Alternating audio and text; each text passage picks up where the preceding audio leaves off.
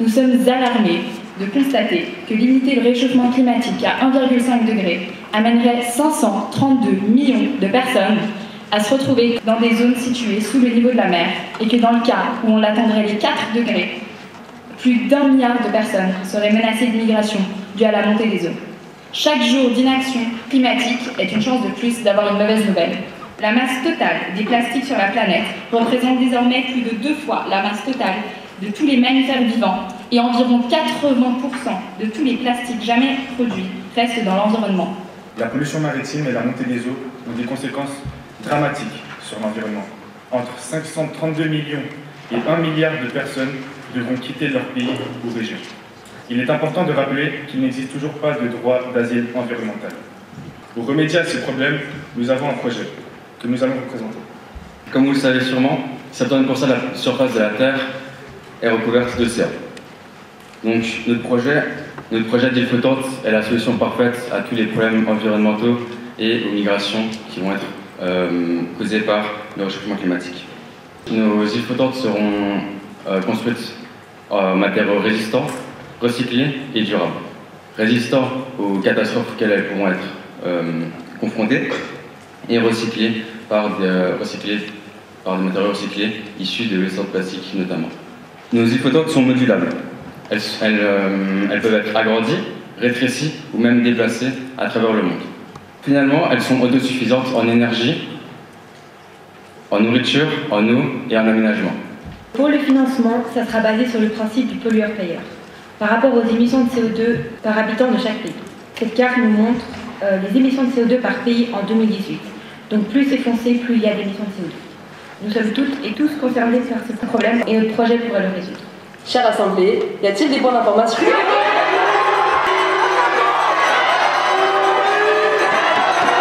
J'accorde donc le premier point d'information à la délégation algérienne. Énormément de pays envoient des développements qui produisent des biens pour les pays bien développés, car la main-d'œuvre est moins chère, de compris pour la pollution qui provient de la demande des pays développés. Pensez-vous vraiment que nous sommes les coupables dans l'histoire ? Nous avons pensé à cette problématique, donc les pays riches seront quand même plus taxés en comparaison aux pays pauvres.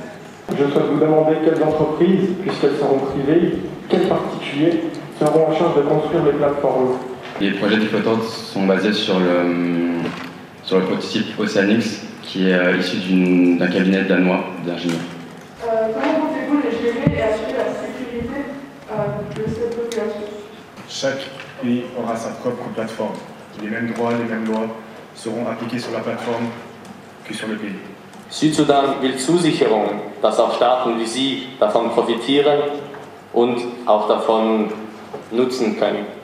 C'est un financement solidaire et donc tous les pays, même les petits pays qui ne vont pas beaucoup contribuer en termes financiers, pourront participer et profiter de ce projet. Merci.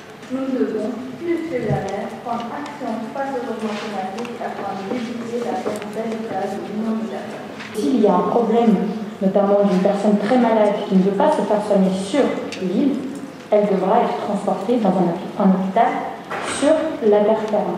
Comment pouvez-vous dire que l'éolienne et le solaire sera suffisant pour alimenter énergétiquement les îles? Qui êtes-vous pour nous dire cela, car vous n'êtes pas non plus innocent dans ces questions d'énergie renouvelable et d'énergie nucléaire, etc. Wir stellen uns die Frage, ob diese Maßnahmen nicht von dem eigentlichen Problem der dekadenten Lebensweise der westlichen Industrienationen ablenken. Tous les pays qui en ont besoin auront la possibilité d'utiliser ces effluents. Nous encourageons tous les États membres à voter contre cette résolution. Notre pays n'est pas en mesure d'arrêter le réchauffement climatique. Notre solution de dernier recours est donc, nous pensons, viable. Qu'en pensez-vous et que feriez-vous à notre place pour parer au réchauffement climatique? On a qu'à lire la résolution de la République arabe syrienne qui sera à l'ordre du jour demain, car selon nous, cette résolution est la solution idéale aux problèmes que nous avons tous. Ces îles flottantes permettraient aux habitants touchés par ces dangers de pouvoir vivre une vie plus sécurisée. La grande partie de la population algérienne ne pourrait pas être abritée, et cela vaut pour toutes les villes côtières. Je n'ai cité qu'un exemple. Vous ne nous avez pas donné, par contre, un exemple concret de proposition que vous pouvez proposer à la place de la résolution de la délégation Bangladesh et Kiribati. Notre résolution est également une résolution qui permettrait, comme je l'avais dit avant, de prévenir plutôt que de guérir les effets du réchauffement climatique en essayant d'atténuer les conséquences et par en encourageant une consommation excessive. Chère délégation de la République arabe syrienne, je voulais vous remercier pour votre prise de position très juste. Ces îles flottantes ne sont pas seulement nécessaires pour faire face à un avenir incertain. Elles permettent aussi d'assurer une sécurité aux habitants face à tout type d'intempéries. En conclusion, nous invitons toutes les délégations à voter pour la résolution du Bangladesh et du Kiribati, tout en prenant en compte le dernier point que nous venons d'établir. I would like to remind you that Bangladesh was in 2021 the most polluted country in the world. How can we trust them with our money when they can't even take care of their 164 million citizens? That is my question. Vous êtes l'un des plus gros pollueurs du monde entier également actuellement. Donc à partir de ce moment-là, je pense qu'on n'a pas de leçon à recevoir de votre part.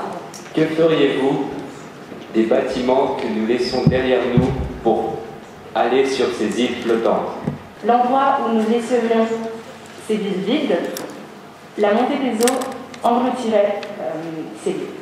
Pensez-vous réellement qu'il serait rentable, quant au risque pris, de favoriser la mise en place de ces îles? La science aujourd'hui ne nous permet pas de réaliser un continent entier fabriqué de plastique. Celui-ci se décomposerait certainement au bout d'un certain moment. Quels pays sont d'accord d'accueillir près d'1 milliard de réfugiés climatiques? Il ne s'agirait pas d'être d'accord ou non. Ce serait une obligation car ce que nous demandons, c'est la reconnaissance des migrants climatiques et l'obligation des pays qui en ont la capacité d'accepter ces migrants. Ces îles seraient situées sur les côtes et non en pleine mer. Du coup, ce n'est pas la question de créer un nouveau continent, mais une extension de la Terre actuelle.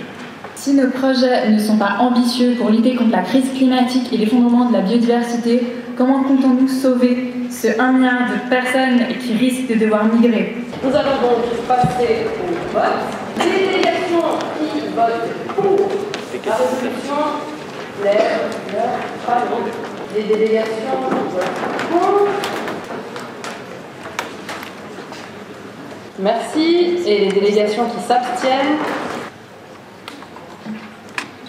Merci. Et maintenant...